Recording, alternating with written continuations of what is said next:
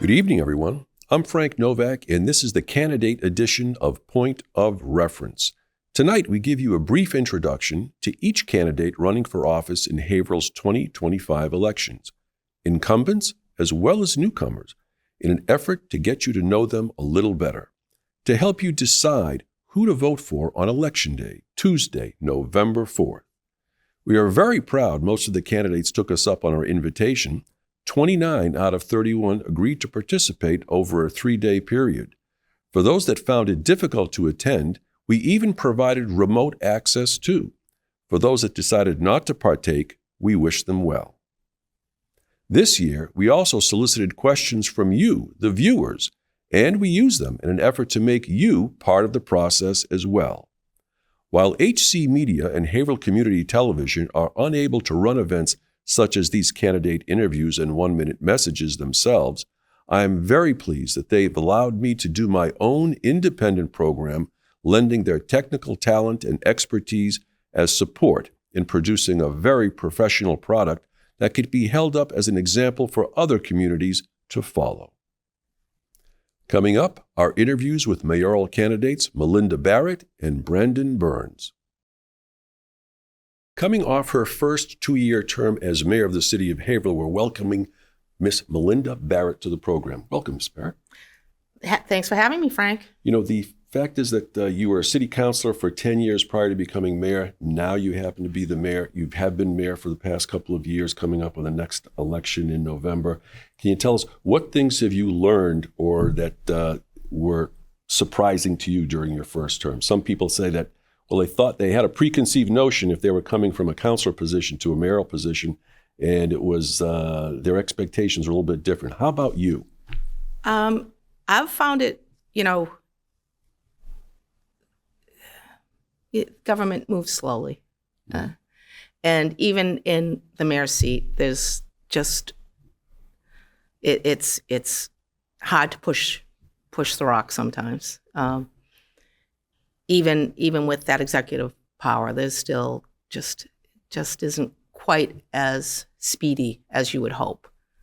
So you'd like to, if we were talking records, you'd like to be at 78, but some of these things are going at 33. Yeah, and I think we'll get a lot of the things done, but it takes some time. And I think in a way I can see why many communities go to 4-year terms. Mm-hmm. For mayor, because it's you start a process and it just takes much longer to come to fruition than you would hope.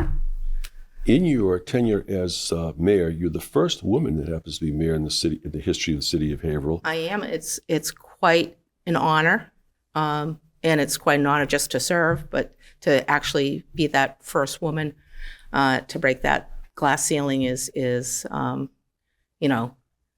Well, I'll say, really a exciting part. And that's to your credit.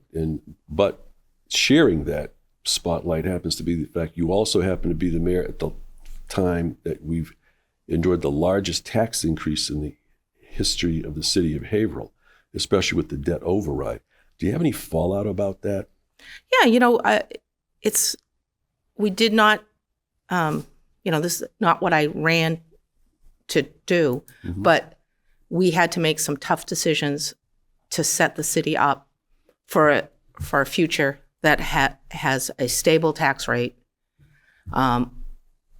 We as a city had, and we still are, we're going to work our way out of it, too reliant on free cash as part of the operating budget.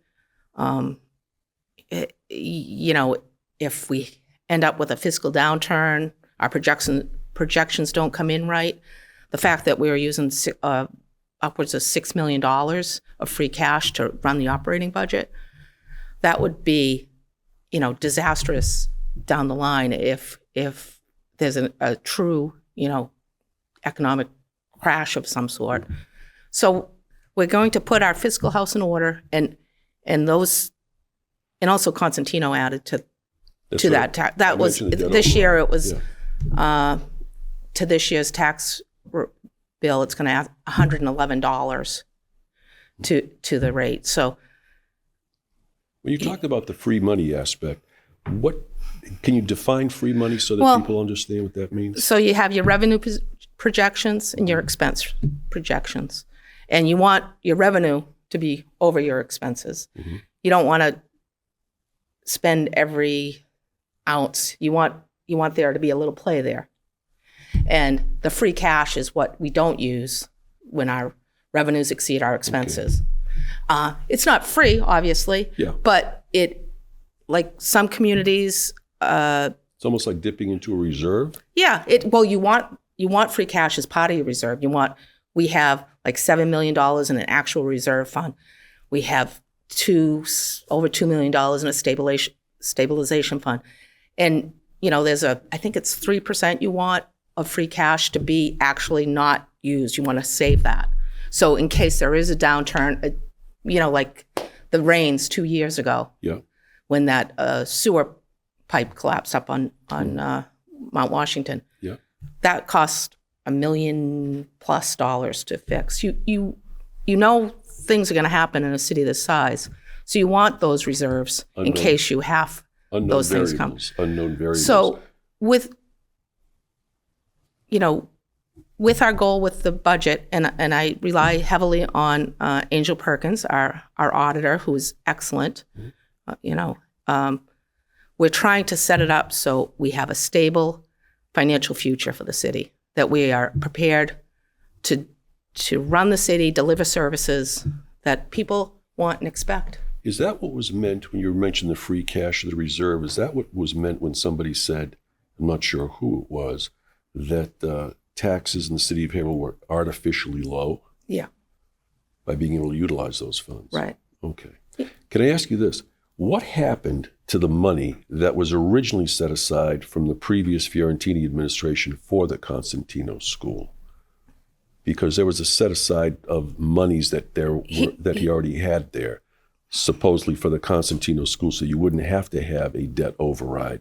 He was going to use the levy, so it would have been a tax increase, I believe. Mm-hmm.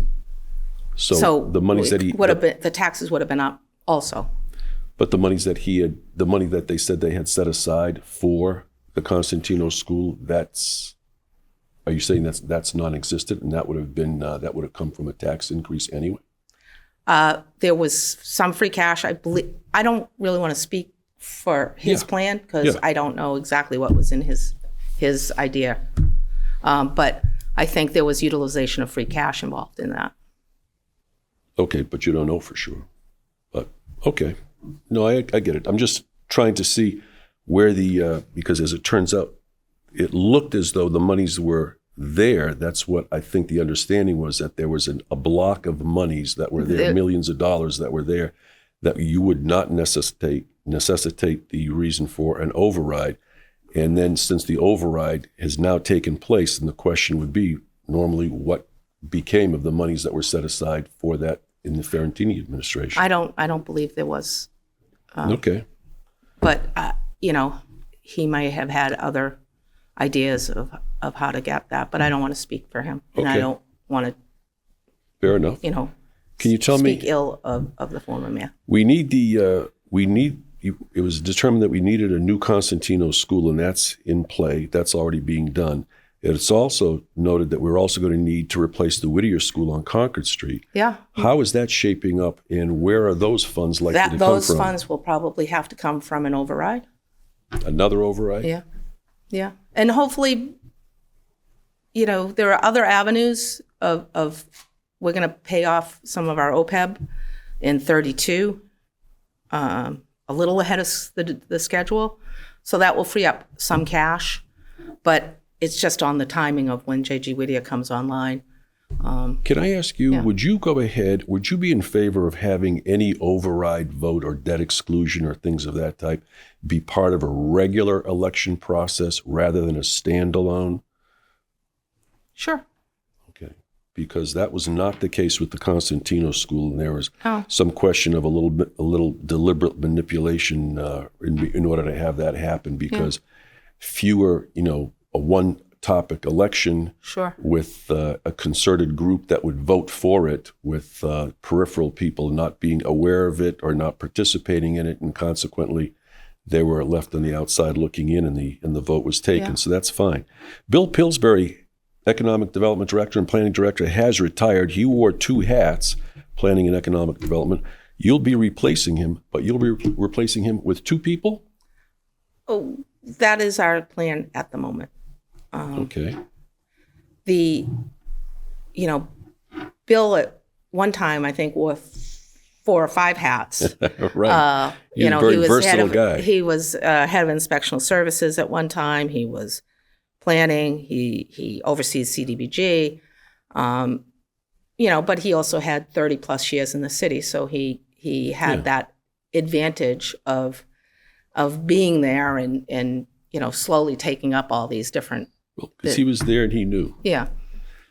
In line with that, when we're talking about economic development, a lot of people talk about maybe industrial parks, industry bringing more businesses in. Between Harbor Place on Merrimack Street and the railroad bridge on Washington Street, there are 10 vacant storefronts there right now, I think, as we speak. Are there any plans to help these highly visible spots have something happen? The investment in Merrimack Street, which is $180 million, which will put people downtown living there. It will put more commercial entities on Merrimack Street. That in itself will increase the amount of foot traffic.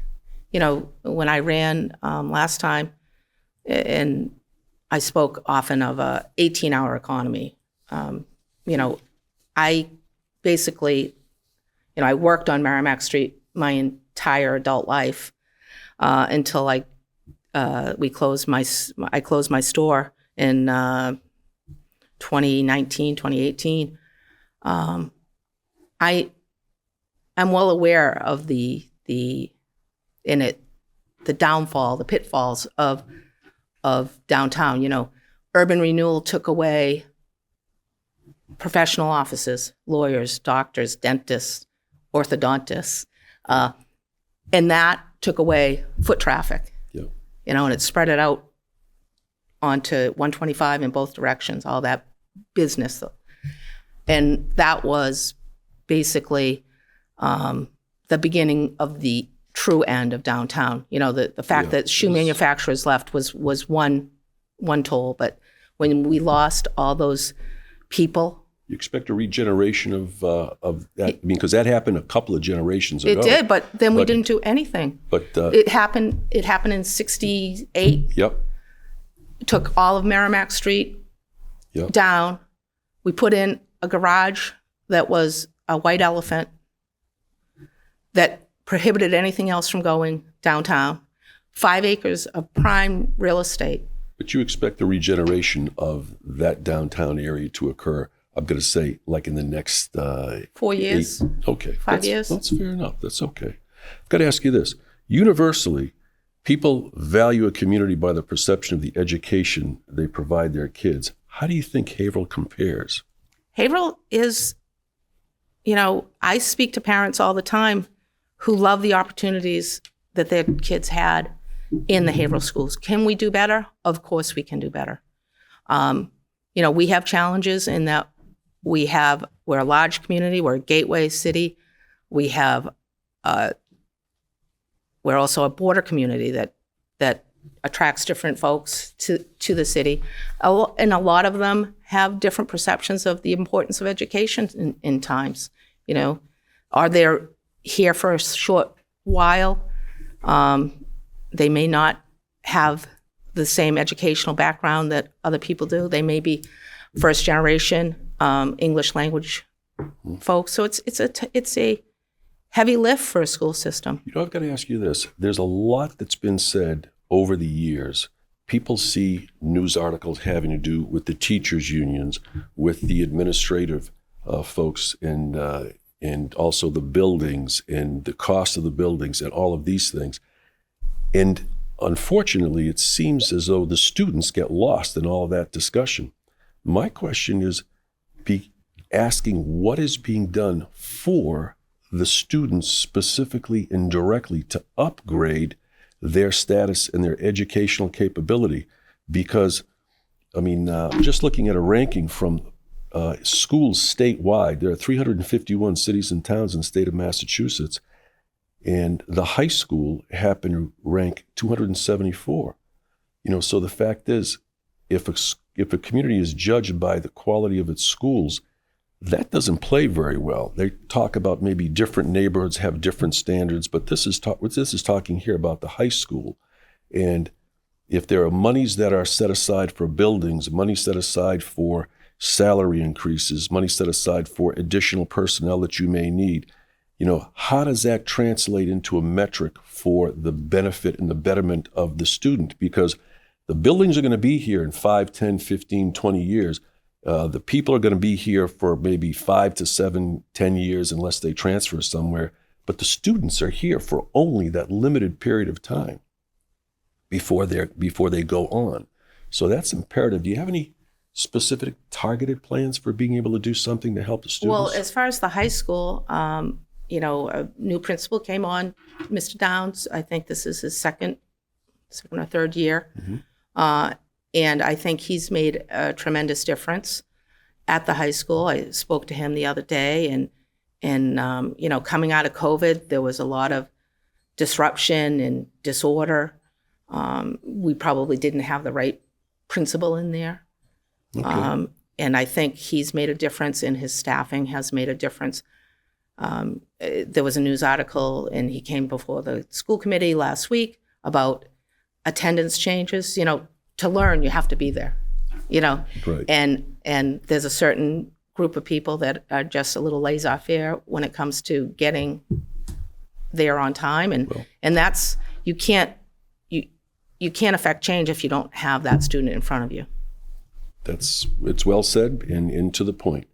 That'll have to conclude our time. I've got a myriad of other questions I'd like to ask you, and perhaps at some other time. But Mayor Barrett, we appreciate your being here to answer these questions for the audience, and we wish you the best of luck in the upcoming election. Thank you, Frank.